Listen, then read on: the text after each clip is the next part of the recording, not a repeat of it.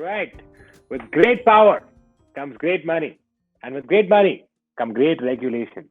Regulations are a topic that resonate deeply with the most in banking and payments in the backdrop of our theme of reimagine, reinvent, rebuild after the pandemic. Regulations are instrumental in molding the payment ecosystem and they shape up the future.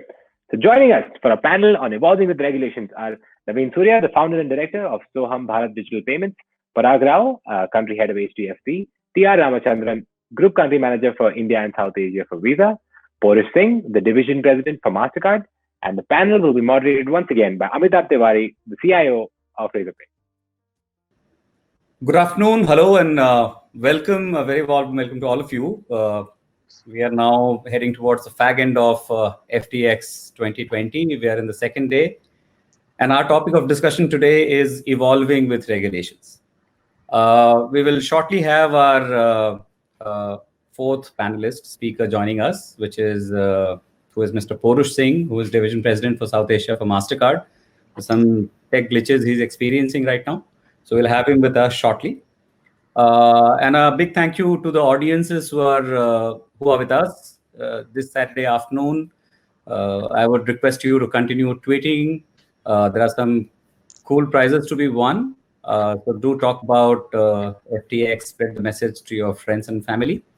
All right, so to get started right away, regulations. Now, this is a topic which evokes a very strong interest and fairly strong perspectives, views as well, from people who are part of the industry for sure, but even to consumers at large, people who may not actually be directly associated with the payments of the banking industry. The question is enough being done or is it too little? So in the last decade or so, we've seen a slew of regulatory measures being applied, being announced or released to the industry. And so far, the industry has coped up well. I mean, if you look at the growth numbers, we are in a great space. We've had UPI coming in and establishing itself as probably a unique payment system across the world. We've got Aadhaar Pay, we've got cards expanding manifold, acceptance has gone up. So it's all green marks and big ticks everywhere. But then we also know that cash in circulation has increased. Probably banking is still not a very easy or frictionless experience. There are still challenges to be solved. The question, therefore, is: are regulations keeping pace with the consumer aspirations of India and whatever are the realities and the requirements of our market? So let's start with that thought process, and then we will navigate a few other points. We will also take questions from the audience along the way, and hopefully try and see where we reach. So let me start with Parag. Parag, of course, leads India's largest, I would say, payment business at HDFC Bank, and let's hear from him.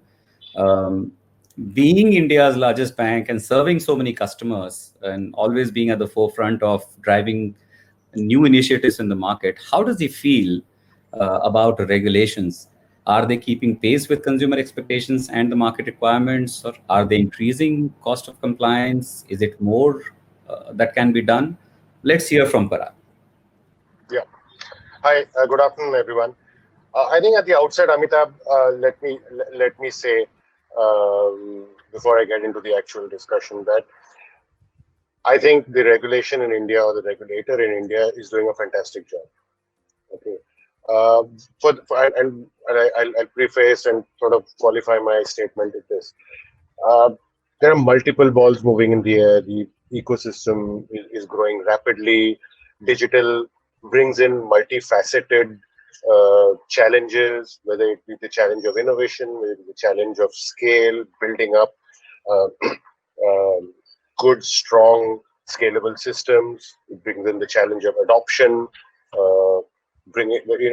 getting wide distribution compared to the conventional ways in which in India we've done not just banking but overall financial services. Okay, and obviously it's a new animal for all of us, including us on this panel. We're learning on the way. To that extent, I think the regulator, has done a fantastic job. in terms of keeping pace with times. Now this is like the typical question you ask any citizen of a country: what, I mean, are you happy with the government? You'll always find five things to sort of crib about, three things which you'll say never happened. But I think by far, when you net off everything, I think it's a great job. Let's look at the role of regulation, and I think that's an important starting point. What's the role of regulation? Multiple things, some of them seemingly at 180 degrees to each other, but I think it's a tough role of a regulator, especially in a financial space, number one, and especially in a ecosystem which is very rapidly growing at the kind of multiples which no one has seen in the globe. So one is, of course, foremost, as I put it, and I'll put it in some order in which I look at it, is obviously protecting consumer interests. Number two is expanding payments, digital, whichever one you call, given the fact that penetration of payments is relatively low as compared to many other developed countries and many other developing countries also. So foster growth, foster innovation, if you may call it so. Ensure that there's equity in a sense. We're a democracy, to see that there is equal opportunity, equal capability, equal redressal mechanisms for the entire consumer and customer ecosystem.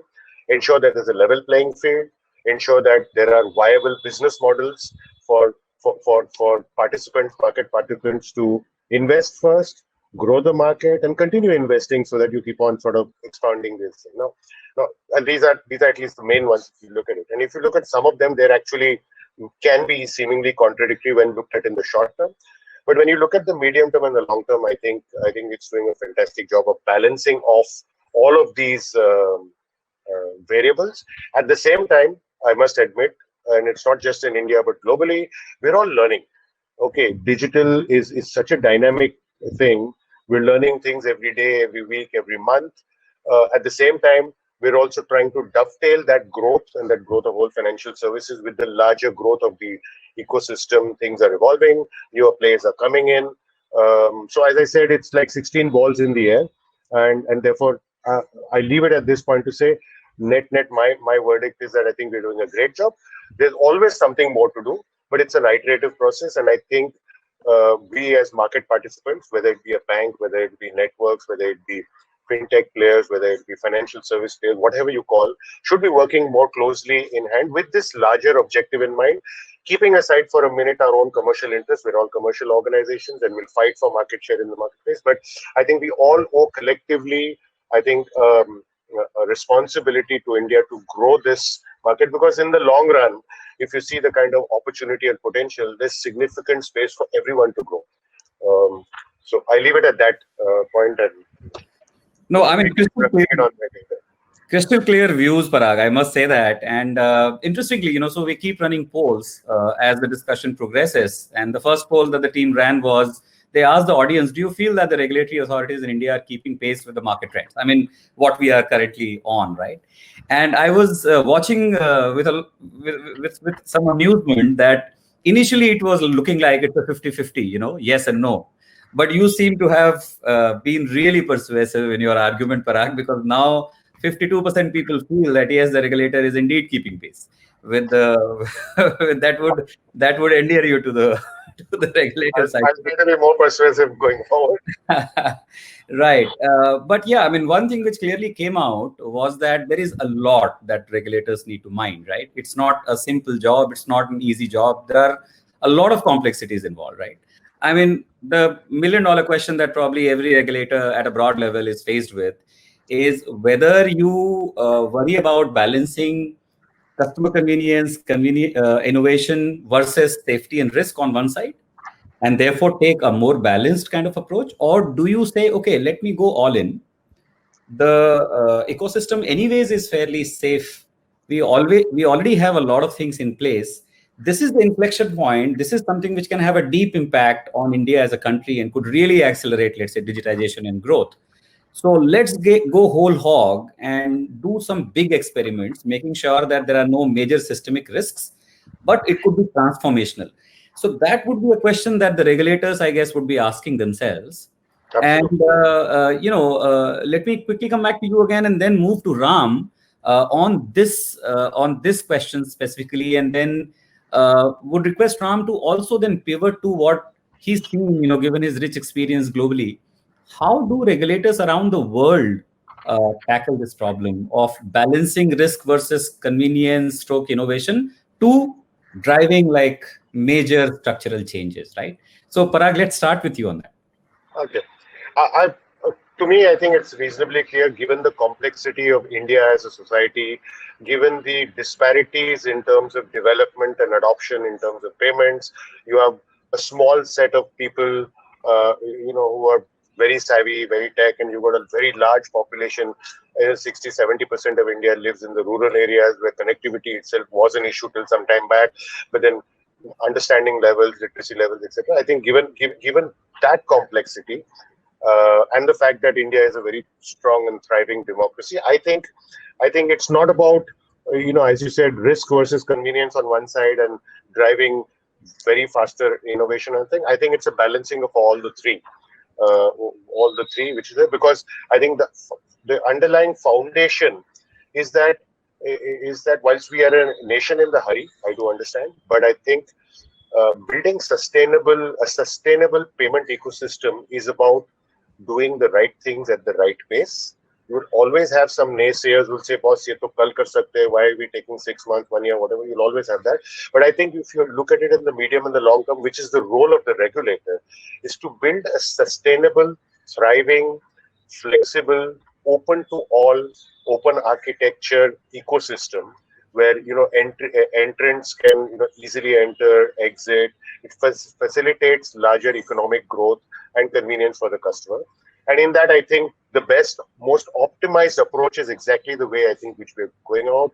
We're getting into it, allowing pilots and experiments for people to understand the technology and see adoption, then laying out rules and ensuring that larger number of participants get into that ecosystem so that you have offerings available to anyone and everyone. Okay.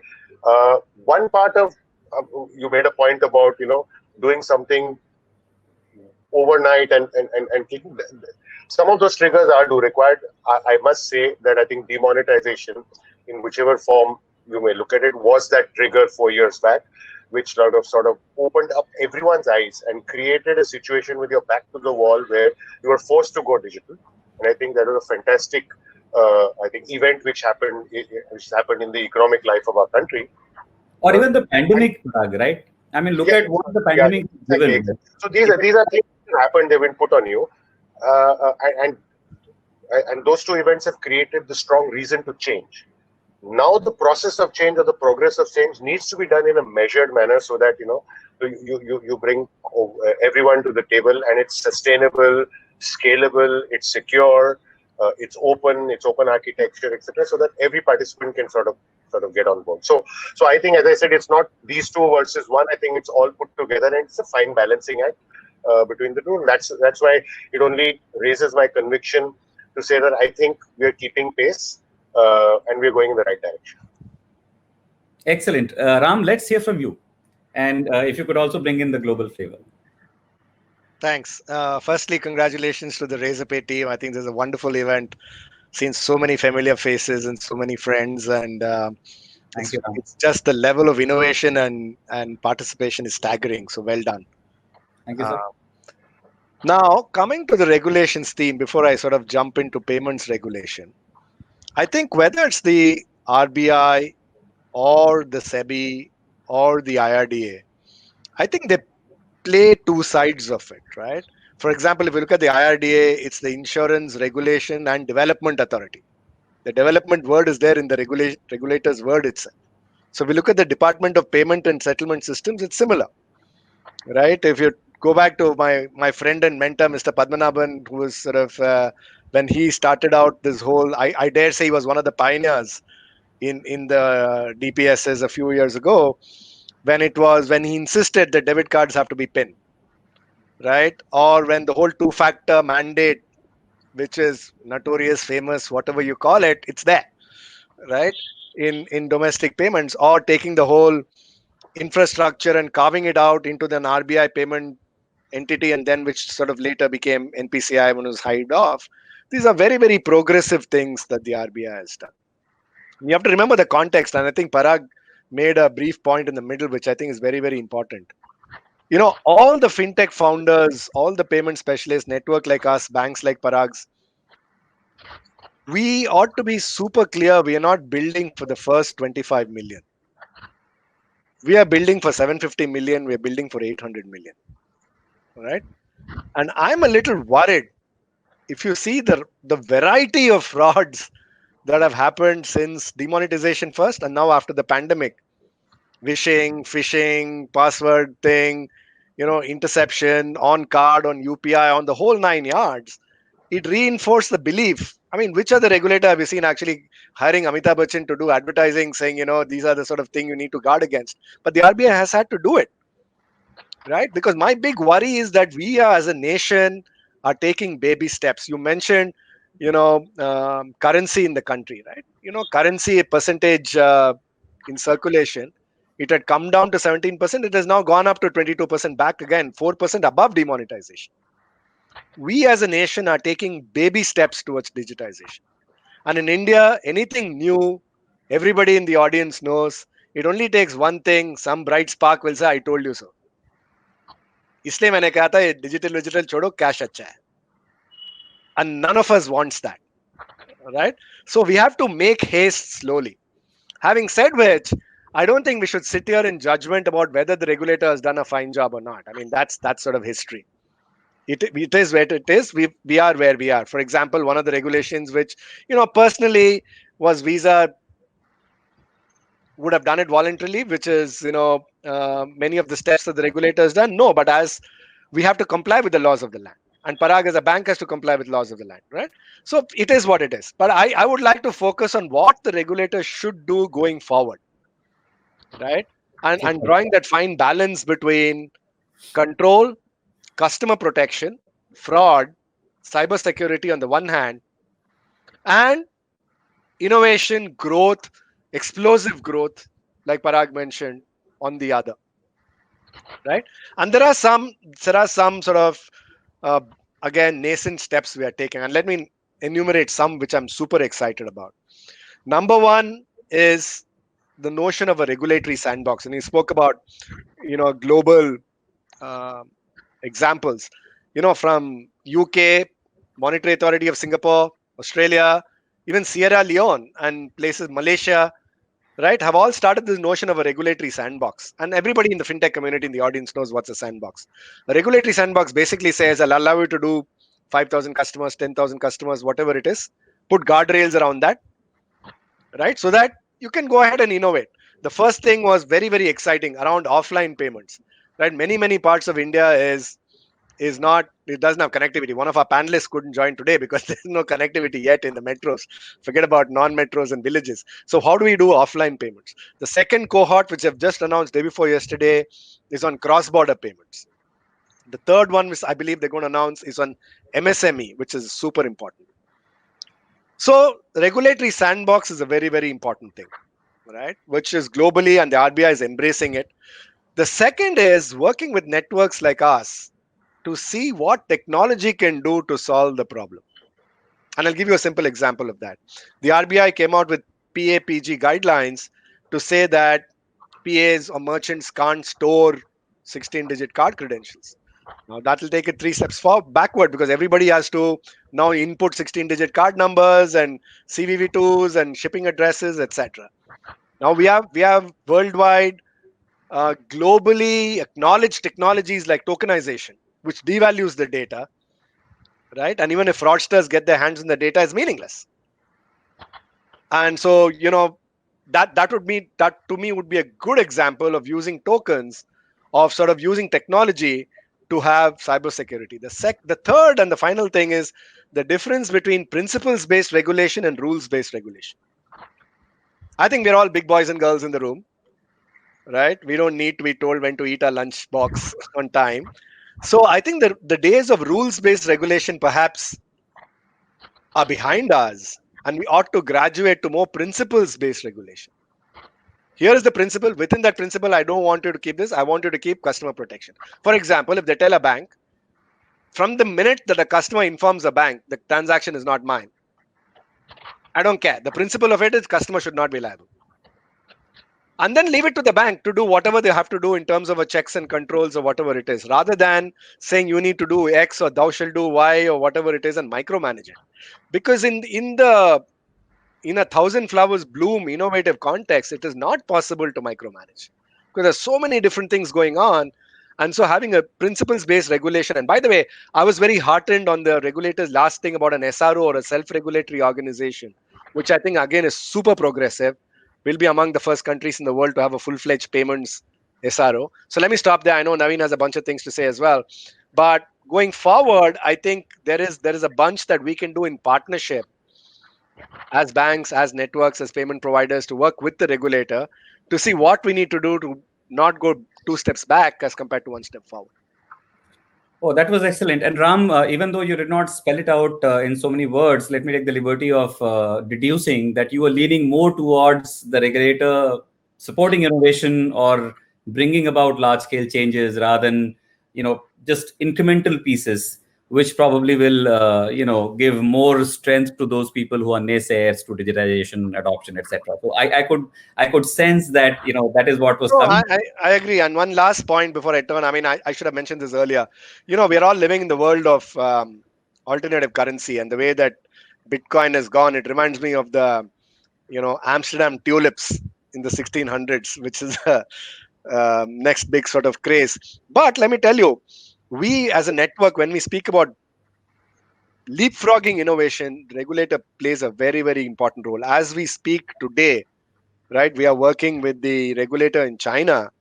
In Guangdong, they've taken a couple of provinces where they're testing out CBDC, which is central bank issued digital currency. Think about digital currency and how that will be game changing. Can any of a network or a bank do it without the regulatory blessing? Absolutely not. So I think for this large leaps of faith, I think regulatory impetus and regulatory dialogue is absolutely paramount. That's well said. In fact, it so happens that yesterday in one of the panels, we did have a fairly engrossing discussion on CBDCs. Quickly moving to Naveen, Ram mentioned SRO, right? And you are at the forefront of the organization which has a strong claim to becoming an SRO, which is Payment Council of India. What are your views on SRO, Naveen? And from there, if you could, pivot into, we have a slew of regulations again coming our way. Like I said, the last decade has been a decade of regulations. Probably, at least in payments, the regulator is trying to transform. Ram made a reference to multiple regulators in India and all of them trying to do their bit. And probably at some stage, we should also discuss, coordination between all of these regulators, how that's panning out. But Naveen, starting with you on the SRO piece, and then maybe if you can, pivot to NUE, which is a hot topic of discussion right now. Sure. So Amitabh, SRO, I think we are in a situation where the whole environment is continuously changing, right? Super dynamic. As we heard from Parag, as we heard from Ram, there are things that are happening which are completely game-changing, like a central bank issued digital currency. On the other hand, you have a very high growth to be managed and massive cash yet to be digitized. So you have to kind of balance that. What are you looking at, the game-changing one? Are you looking at the growth in digital itself? So as far as SRO is concerned, PCI, which is yet to apply, but is looking to, of course, apply. But the third is that PCI have been playing that role informally for so many years. If you look at your previous question, fundamentally, how do you decide that how regulators are doing, right? There's no clear benchmark, like Ram says. It's not our job to judge them, or we are not even fit to judge them, right? It's like somebody's judging you for your business. You know what you're doing. There could always be more. But simply taking 2 parameters, quantitative, right? Look at the growth that you've achieved, look at the number of players and the number of products that have come. Second is, let's say, in terms of the number of innovations that you've done in a decade, right? There are so many now. It's the first time India is being talked about as the innovation hub across the globe for payments. And then if you talk about qualitative, their simple measure of that, how many regulations that have come, they are reactive, and how many that have come are proactive. So SRO being one of them, which is actually a proactive. NUE is another one, which is proactive. So more proactive regulation comes, which means the regulators are now ready to actually start giving you kind of heads up and getting you prepared. Now, so what's the role of SRO? I think that's one of the important point is about dialogue between industry and the regulators. Now, today, that dialogue, that we do. You can just, for the benefit of those in the audience who are not familiar with these terms, SRO is self-regulatory organization, and NUA is new umbrella entity. Sorry, Naveen. Yeah. No, that's, I think, good thing you did. So self-regulatory organizations' role is to create a bridge between the industry stakeholders and the regulators. It is also to be in a hierarchical way, that if there is a regulation, but obviously you want principle-based regulations, you don't want rule-based regulation, but you still want some sort of a sanity to prevail, some sort of a standard and a best practices to prevail, which you don't want regulator then to control, then they need a quasi-independent body which could actually sit with industry, design those which will work for a greater good of everybody. And that is actually literally democratizing the whole regulatory process, at the same time keeping the overall sanity, process, control, risk in a control, in a kind of very mindful way. So that is what has been going on. I think we are all have been trying to do it voluntary, but this recognition is important, especially keeping in mind today in our payment and settlement systems, you're talking about 728 participants. And I don't think that's the end of it. I wouldn't be surprised in a decade it gets more than double. Now imagine if there are so many players, and if RBI has one department, on one side, like we said, you want game-changing regulation, other side there are so many events that are happening which are unplanned. So you also have to react to them. Like we have had example of demon, we had example of pandemic. So if you have those kind of events occurring, you have to balance. So role of a SRO becomes extremely critical to work with the industry and kind of tell them to work in a disciplined way, not to shortchange, because one bad apple can spoil the whole carrot, right? We've seen it multiple times. Ultimately, one bad player results into a regulation which impact the entire industry very badly. So can we prevent those accidents to happen? Like Ram talked about that while everything is growing, we are all wary about cyber fraud. It's thankfully that second factor authentication, RBI took a very early call. So we got actually a lot of savings done because of that and a lot of preventions. But it's about credibility of the system. So to maintain the credibility of the system, you need a system in place, and that's what RBI has done. I think they're opening up any of the association which are industry, which are representing PSOs or the group of PSOs. They could go and say that we are willing to be self-regulated under this framework for these kind of a category of business. And probably this is a bridge to kind of convert from a rule-based regulation to literally a principle-based regulation. I think we're already moving there. This will act actually in that direction. Talking about NUE, I think, so one concluding that I think we have done an amazing job, and I agree with Ram that considering our country, I think RBI is obviously ahead of the curve in across the globe in terms of the way they regulate. However, we do know that because our country has massively underpenetrated in terms of digitization, we do need to do some game-changing stuff, and probably some of the proactive stuff like SRO, NUE, some of the fraud registry. There are a lot of such game-changing things that are coming into play. As you put them in play, actually you could start taking those bolder steps much faster. So that is probably what the framework in next few years will enable them to start taking those bolder decisions.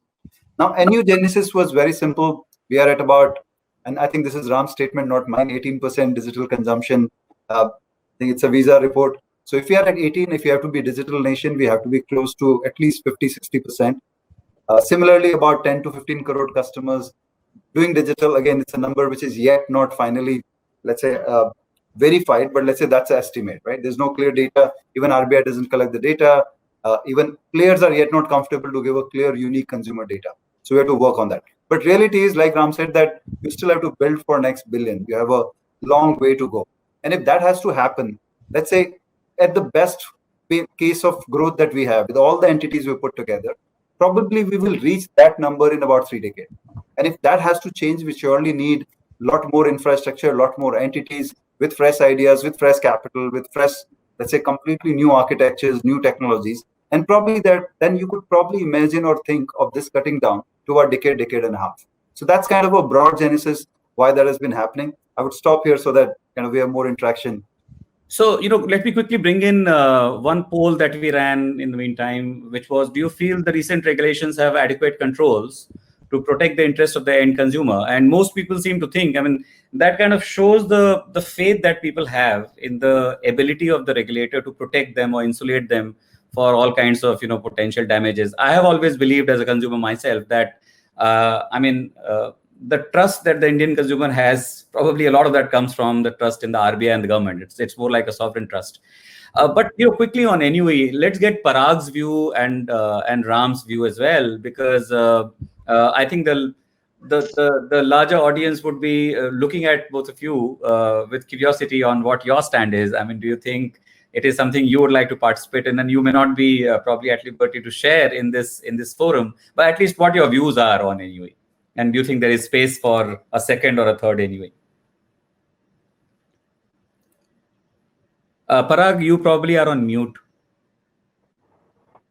So 2-3 points came up in the discussion just now by both Ram and Naveen. As I said, under penetration of payment of digitization, if you like, also we at least the three of us have been focused on payments, which is the typical card-based spends, etc., and all of that, and money movement from A to B, etc. But then if you see the larger ecosystem, you could talk of money markets, look at going into deep rural, connecting the mandis, looking at remittance itself, India being probably one of the largest destination of inbound money, etc., etc. And if you look at those ecosystems, each one of them needs to sort of grow by themselves because the opportunity is significantly large. At the same time, I think there's also a need to connect all of these ecosystems to create. Ultimately, if we all hope, and I do, and I'm optimistic about it, that India starts getting back to that 7, 8, 9, 10% kind of growth and achieves its final objective of being at least the second largest economy, okay, if not the first. I think there's enough and more work to do in all of these spaces, and not just in payments. I mean, 4 years back, 5 years back, before the advent of UPI, what was the payment ecosystem? How large was it? Okay, our horizons were limited to X. And look at it today. Today you're looking at a 10X horizon, and with much more to come. So we've seen all of that happening in the immediate recent future. So NUE is, again, I think, one of those seminal, I think, pushes, leap of innovation, if you may call so, thought processes, which I think is going to lay the bedrock and foundation of good, sustainable, sane infrastructure environment growth for developing all of these ecosystems. I talked of some, there are many more if you were to sort of put down and do it. And I do believe there's definitely space for more than 2 or 3 players to do. So I'm again super excited at this kind of an opportunity, and I'm sure that as the ecosystem for NUE develops, okay, you'll see a significant opening up of this thing. Naveen said that maybe the number of participants will double. I probably think it will go even more. Another area, so NUE, that's my view on NUE. I think it's welcome for the industry. The other area, I think, that I must add here, which I think we as payment players normally tend to forget, but we sort of dabble with it, and that's another large ecosystem. Is ultimately the way I see it, as participants in the payment ecosystem, our job is to lay the railroads for connecting money movement from point A to point B. Okay, and thereby facilitate commerce, facilitate convenience, etc. I think one very important driver of the economy will be an overlay on top of that of lending. You call it lending, funding, purchase, etc., etc. That's another very large ecosystem, I think, where significant amount of play for innovation, significant amount of space for many new, strong, high growth players to sort of come in. And there too, I see the role of regulation also coming in to ensure that because you have money movement, you have the ability to fund that money movement as two very strong drivers of this economy. Okay, so specifically coming back to your question, I think NUE is a great thing to happen. No, very insightful, Parag. I think we totally agree with what you're saying. I think there are lots of problems yet to be solved, and those require probably acute focus. And therefore, obviously there is also the whole question of concentration risk. I think payments and banking is like infrastructure. In the modern day, you cannot have that kind of concentration risk building where the nation could be brought to its knees with something going wrong. So makes absolute complete sense. Quick views from you, Ram, on this. I think you're on mute.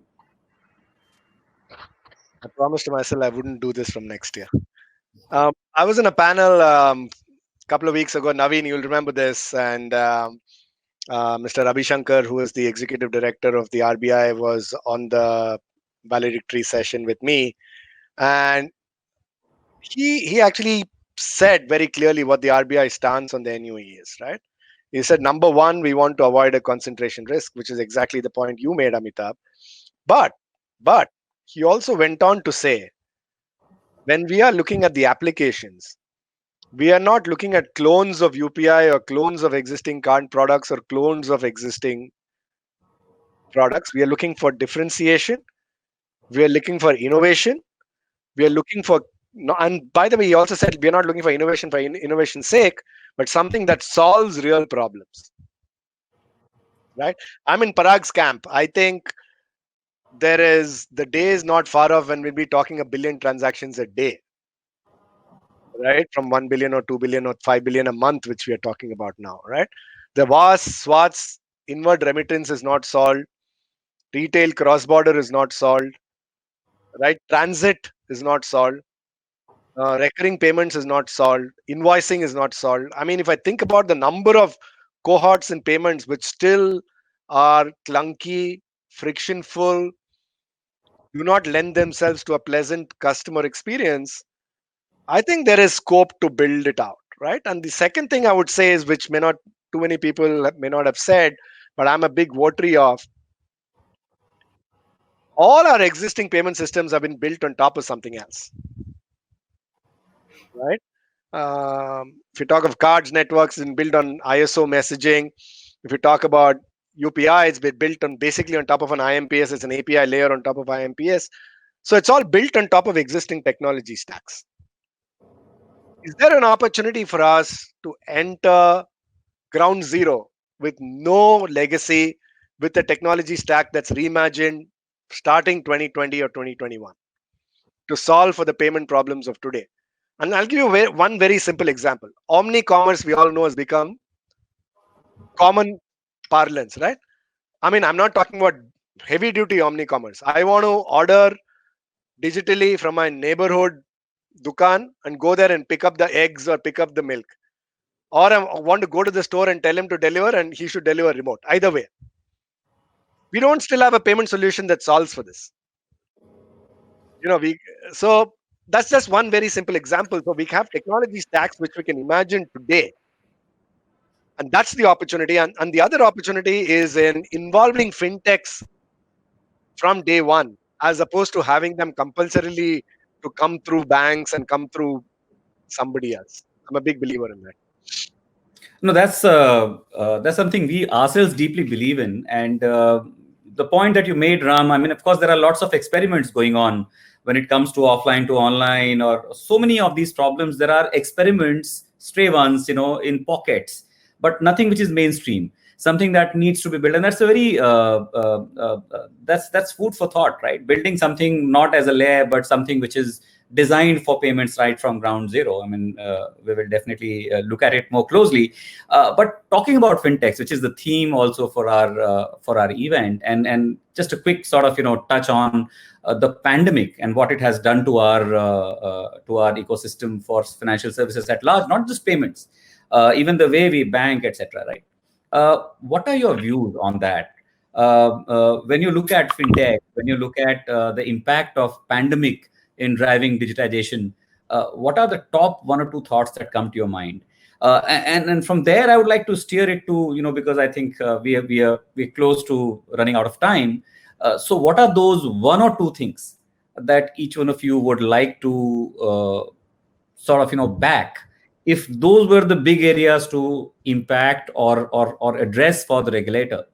What would those be, which would have the maximum impact, and probably which would also have a trigger effect, a rippling effect on so many other things? So let's start with the pandemic and the fintech play. Naveen, let's go with you first. Quick thoughts. I was very happy to hear what Ram said, because that looked like a script of Soham. That it has to be fintech first. It has to be completely newly built. But coming to your specific question, so thanks for saying that, Ram. It's exactly what we're trying to do at Soham. But on pandemic, see, let's understand that payment is a horizontal. It can fit into every use case. It's not just about financial services. So like even earlier Parag said, it's not about just one layer of payment working with something. We're today talking credit, but reality is that you could actually fit it in any commerce. It's about money flow, whether it's a person to person, any use cases, commerce, omni-commerce. You could actually influence and impact the entire economy. It's that kind of play. So if you look at a pandemic, one good thing that has happened that we've seen, which is amazingly, kind of going well for our payments industry is that today, for the first time, consumer doesn't mind paying even for a Braid digital payment transaction wherever it works, at least amongst them. Well, I agree it's a clunky solution, but that's happening. A milk, so it's happening every day, right? So the frequency of a micro transaction consistency is going to create habit, and it has been a complete, literally, kind of for a full year. This is what was missing during Demon time. So Demon actually increased the user side. I think this one is you increase both users as well as the merchant side. I mean, you being in a merchant business, you would have already seen those cohorts going kind of pretty up for you, right? So this is an amazing time for any digital product and services, and trying out, learning from those experiences that what are those clunky behavior that needs to go away. Customers are ready to adopt. So that problem is solved. Today you're not doing cashbacks to solve those problems, right? To create adoption. If you're giving them a solution, they're willing to adopt, including merchants. So that's a very good thing that has happened. You've seen what has happened in securities market, how innovators have taken space, how people even with extra money could want to invest, trade. We've already seen growing well. We've seen a lot of innovative products on the insurance side. I think the only place where we had a pressure and we still have to figure out is the credit space. While there is a demand, I think there's a liquidity issue. On the other hand, banks have quite a bit of money. I think how does data solve that problem of marrying? I think is another problem that is solved. Interestingly, networks, including NUs, should look at it seriously. On the NUE top 2-3 fronts, actually I would skip, because I think we all know those areas, like Ram said, that if there are so many areas where things are not happening, and if it's 82% cash that is getting used, anywhere you go down and just start walking probably half a kilometer. Well, let's say, sorry for butting it, but let's say if you were not given the choice to do like 5 things, if there was one thing that you could impact, or 2 at the most, what would those be? Awareness, infrastructure is out of it. Talking from those perspective. I think it's very simple. I think our focus and my DNA has always been that focus and follow the rabbit of cash. Wherever it is in very high use, any segment, any use case, and whether business or consumer, you can solve for it. If you see even our previous DNA, we went after train ticket because that's mass. That's where you had huge problem for the consumer, 3 to 4 hours ticketing time, completely clunky, and you could promise in 2-minute ticket is done, even for that lowest denominator. So attack those use cases that generate and circulate, rather drive circulation of cash, is what you're saying, right? Yeah. Really sorry, but need to quickly, jump to Ram and then to Parag, because I think we are running out of time, and there are a couple of questions I would like to quickly also take. So quick thoughts on that, Ram, on fintechs. The very quick thing I want to say is that you heard it here first. I think in the next 5 years, you're going to see at least 20 to 25 unicorns coming up in fintechs. I have absolutely no doubt in my mind, because we're all underestimating the scale of opportunity we are playing at. The second important point I want to make is the big difference we all have to appreciate. Parag knows this better than anybody else. Unlike in many Western countries where fintech is a zero-sum game, so you have to disrupt a bank to gain 1% of share, means the bank has to do 1% less. I will kill the bank, I will destroy the bank. That is the thinking in the Western markets. Whereas here, it's actually the bank and the fintech working in partnership to grow the ecosystem. I think this is a fundamental difference that many people are missing. I know, for example, Parag himself must be working with at least 25 to 50 fintechs at any given point of time. We are working with about 200, 250 fintechs. So that's the second point I want to make. Third point before I hand over to you guys back is what are the 2 things I want to see? And let me tie it back to regulation. The 2 things I'd love to see is non-banks allowed to do acquiring, because I think the acceptance infrastructure needs development. And why should only banks do acquiring? Anybody who thinks there's skin in the game should be allowed to do acquiring. Similarly, I'm a big believer that given the credit cards, there are only 35 or 40 million credit cards, any NBFC which is properly regulated by the RBI, of course with the due caveats and corporate governance, should be allowed to issue credit cards. Those 2 things will be game changing. Crystal clear, and thanks for that, Ram. Parag, over to you for these 2. You're on mute, Parag. You need to unmute yourself. I agree with all that Ram and Naveen said. I'll just add very quickly, I know you're short of time, 3-4 things which I think we as an industry should look at. So one is very clearly collaboration, partnerships. I think that is the name of the game. There's no one single player who can change the marketplace. Okay, I think the economy and India deserves that 2, 3 multiple players need to come together, bring their respective strengths. And I think the market is so large enough, the potential is that everyone, I think, will gain in the long run. But we can bring the best worlds together by true partnership. So cooperation, word, which was coined some time back, I think is the name of the game to really develop that. That's point number one. While I know a lot is said on that, but I think many more actual working partnerships, I think, is the need of the hour. Is there to build up scale, to build up reliable infrastructure. That's point number one. Quick point number two, I think all market players need to very seriously relook their business models. Conventional business models are not going to work. If we hold on to those conventional models, we'll be sort of very myopic, inward way of looking at it. Payments, the mantra which I've always seen, because I come essentially from an FMCG background, is scale is the most important driver of sort of overall good. That scale means you look at low unit profit, but make up your profits in scale. So profit is important, okay, but you got to change that mindset, and all players need to look at. Completely agree with Ram that a couple of more players definitely are I think welcome in areas like acquiring.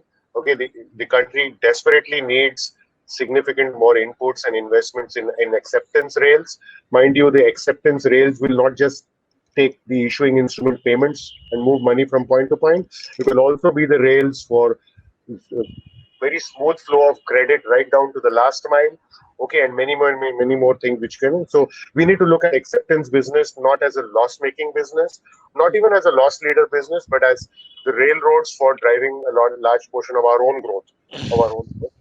So these are the very three quick points which I'd like to add on. Amitabh, just to add on the acquiring, I think we shouldn't forget that RBI has worked along with the networks to get 500 crore plus fund place to drive acquiring. I mean, we keep talking about it. Let's make this. Yeah. This topic is so interesting and so vast, actually, that we could just go on and with such distinguished speakers, it becomes even more difficult to sort of try and cover some of the important points. But unfortunately, we're running out of time. There are so many questions I would have liked, the important points, but unfortunately, I would have liked to pick and probably pose to you. But we've run out of time, unfortunately, and my heartfelt thanks to all of you, for making the time and for this really engrossing and insightful discussion. Ram, Parag, Naveen, thank you so much, and all the best to all of you and to us to keep building, a really accelerated digital payments and banking, market in India with the regulators' help and guidance. Thank you so much, and have a great day ahead. Thank you. Thank you.